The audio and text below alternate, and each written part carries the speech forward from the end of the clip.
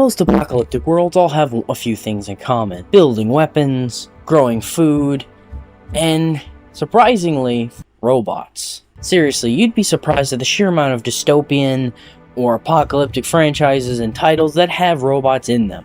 Fallout, BioShock, Wolfenstein, Terminator, Cyberpunk, do not abbreviate Cyberpunk, Half-Life Portal, even certain Call of Duties and Battlefields have robots in them, because a hostile world with a fallen civilization wouldn't be complete without clankers ruining everything. With that said, there is a game that has recently gained relevance due to an update that has increased its graphical fidelity and added content to the survival mode / base game. That game is Scrap Mechanic. Scrap Mechanic was a 2015 video game developed by Axolotl, where you crash land on a forest island inhabited by robots on some planet. The survival mode prior to the 2026 version was very similar to Minecraft, even down to the building mechanics, except for the wider variety of versatility of building things and possible creation. In Minecraft, for instance, you can't build flying machines or cars of any kind. The closest you can get to is a minecart on a redstone rail. In Scrap Mechanic, everything from houses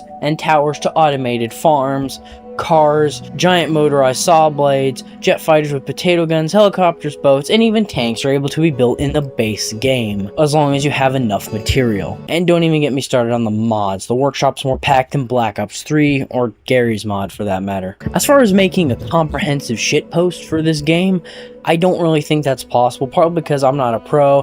I haven't beaten the survival mode, and it would take an eternity for a retard like myself to beat the game for a 5 to 10 minute shitpost on the internet. Instead, I'll give you a semi-basic rundown where I include as many details as possible without spoiling anything. I'll start off with creative mode, since it's the easiest mode to go over. Much like Minecraft, creative mode gives you access to every material in the game, including full access to your installed mods. To paraphrase Weird Al, the world is your burrito. The only thing preventing you from building something is your own ambition. Or lack of friends. Don't look at me like that. Everything from a 2-seat sedan to a spaceship is capable of being built, even if poorly. You can even make your own map and make that map a template for future multiplayer worlds with friends. Friends I don't have. Now, survival pre-update is a little foggy for me because I only played a little bit, like 30-40 hours with a group of friends in December of 2023 to January 2024. They touched me. Regardless, the biggest thing I remember is the lack of questline in general, let alone needing to activate quests to gather materials or settle a farm. You needed component kits to upgrade your craft bot, and needed to explore ruins to get schematics and various materials, such as seeds for crops, gasoline, miscellaneous parts like bearings or pipes, random food items, or random blocks like wood, concrete, or metal. These little bits helped, but not as much as harvesting the materials yourself with tools like sledgehammers or a saw blade, or even explosive red barrels.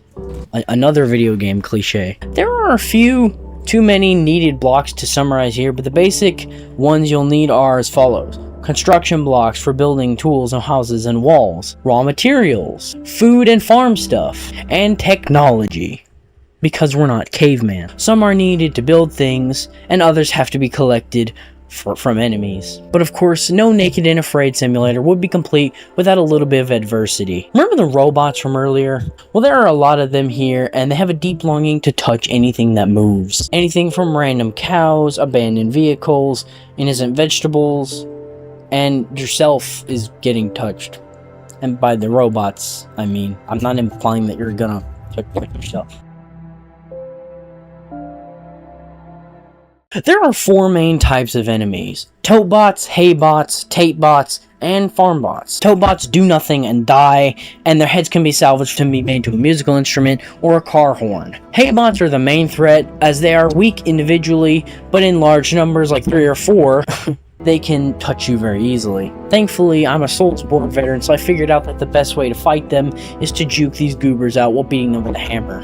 I still die a lot though, much like in Dark Souls. Farm bots are found in later areas of the game and have a lot of health, but because they're so big, they're easier to hit, and therefore it's possible to kill them if you target them early on. Just don't let them get close to you and never get hit, or it might actually be Jover. Tape bots are the worst, because while they have the health of a tote bot, they can two-shot you with their duct tape guns. Thankfully, they're only found in walled compounds like grow labs and such, but the hallways and confined spaces amplify their threat level significantly, so be sure to stock them on food and ammo before you venture. All these bots, except for tote bots, drop component kits which you can use to upgrade your craft bot and other utility bots and weapons. Okay, so post-edit me just realized I forgot to talk about the Seeker bot. You've probably seen him in some past clips in this video, and from what I've experienced in the game, he's basically the AC-130 from Modern Warfare 2, except he isn't cool, he isn't earned as a kill streak, he just exists to f*** your life. This will be the part where I explain in great detail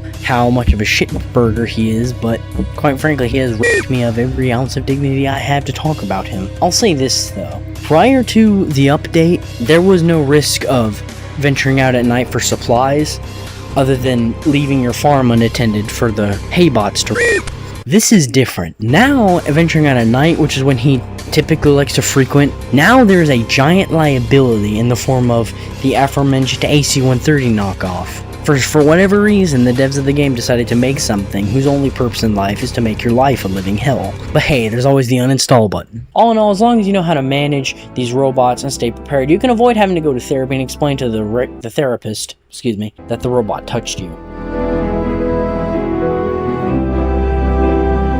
Now all this is great, but of course, it was still in early access for about 10 years. That all changed on July 24th of 2026, when Axolotl finally took the game into its finished state with Drilling Thunder, which added a few new items to the base game, removed the need to eat and drink in survival, and completely fucked your ability to use beacons in creative mode. I have the one to quit. What a god. But in all seriousness, it's kind of lopsided the game a little bit while not changing them much, except for the graphics, HUD, and new items, and health system. I won't tell you all the new items that were added, mostly because I don't know what most of them are, but I can spell 2 of them out for you, I know for sure. For one, they added a drill which allows you to drill into rock and harvest stone and metal more efficiently. They also added a ball turret, which is very similar to World War II chin gun turrets for airplanes, and they can be used to make submarines with an oxygen supply, or you can simply use them to make a machine gun cannon turret. Not much has changed in the way of gameplay, although there are smaller quality of life changes, like a drill variant of tote bots, which drop drills for you to collect, or even a stomping variant that hops around. These are found near lakes and desert biomes respectively. At the end of the day though, I suppose the biggest lesson here is don't use robots to do anything for you, or they'll go crazy and try to kill everybody. Also, robots want to kill you, although at this point it's kind of a moot point to bring up. Oh yeah, that's right, I forgot. There's a story to this game now. Okay, pre-update, this game had no real story except for bits and pieces given to us through an audio log, a crash ship, unused game files, and some posters. I'm basing a lot of these assumptions off of a subreddit I saw.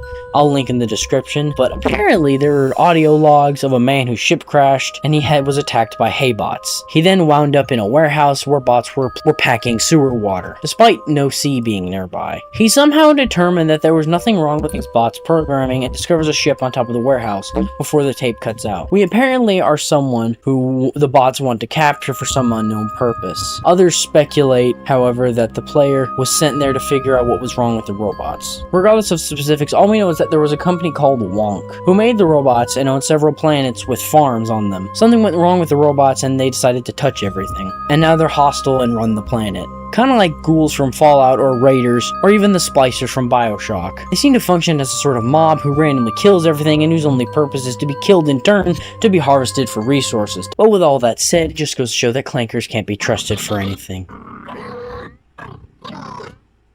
the fuck are you doing here?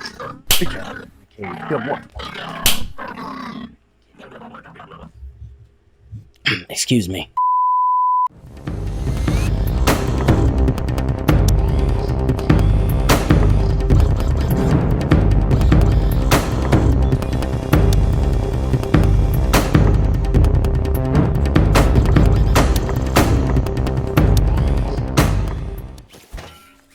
This toilet's gonna spin out of control.